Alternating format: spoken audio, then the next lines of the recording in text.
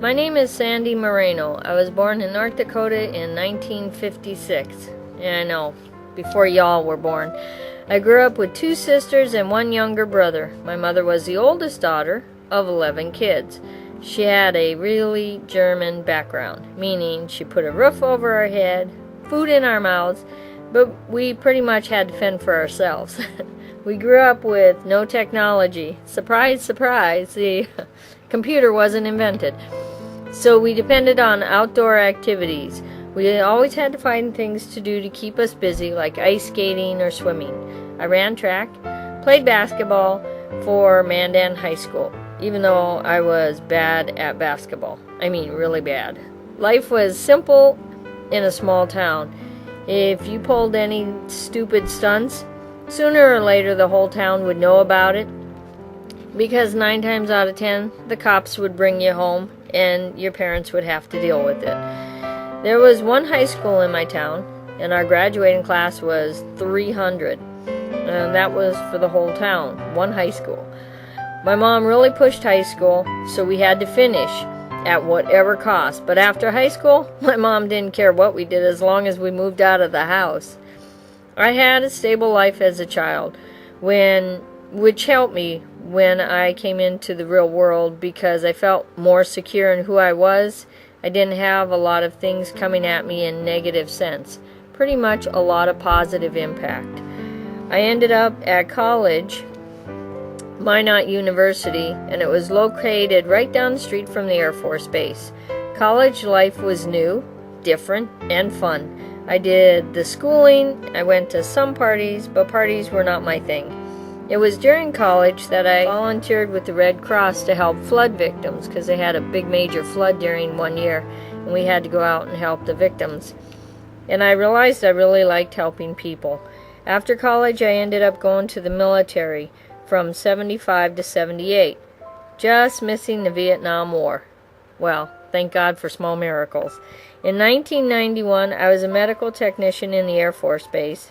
In the Air Force, not necessarily the base. In 1999, I enrolled at the University of Phoenix and received my BS in Human Resources. A year later, I was called to war. We went to Iraq. So after I came home from Iraq, I started again in college and came out with a master's in family counseling. In 2002, I was deployed to Iraq. I was assigned to the 113th Combat Stress Company as a psychiatric technician.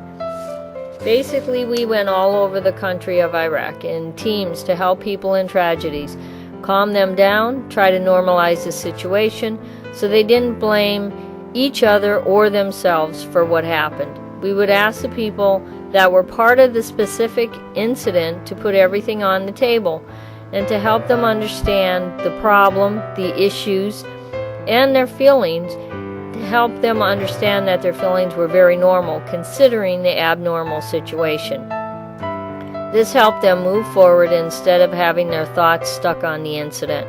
After Balad was mortared, a unit that my son was in at Biop, that's the airport outside of Baghdad, they called my unit to see how I was. It ended up being, of course, the unit my son was in, and that's how I found out he was actually deployed at the same time I was.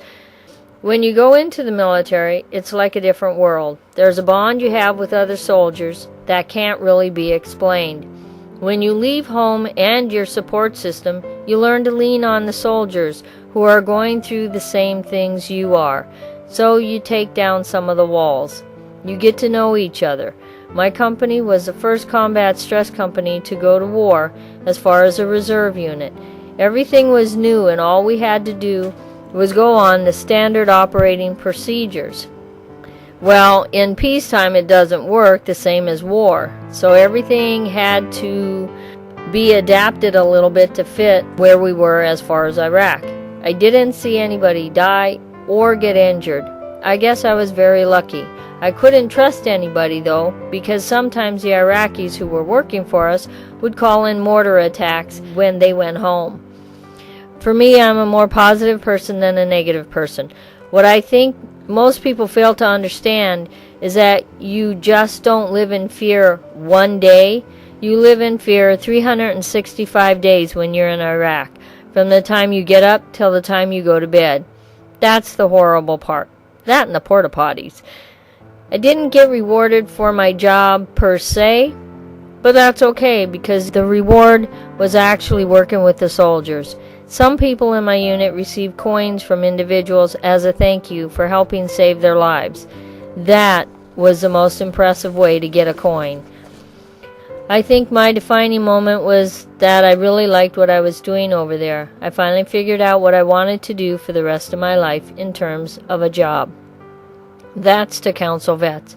I was hired by the Veterans Administration to work at the Vet Center counseling veterans. I did not really keep in touch with people from my unit when I came home. While in the war zone, I disassociated myself from my unit because it was too hard to deal with the thought of losing someone in the unit. After I came home from war, I couldn't really deal with stress as easily as I had before, and I became very hypervigilant. People feel that I am a more serious person, and I'm not as funny or carefree. I'm learning to readjust that one, though. I think I'm getting my sense of humor back. One important lesson I think everybody should learn is when you go through a trauma, you have to pull the good out of it and understand it, or it can stay with you for the rest of your life. When you can pull the good out of a bad experience, you're able to move forward.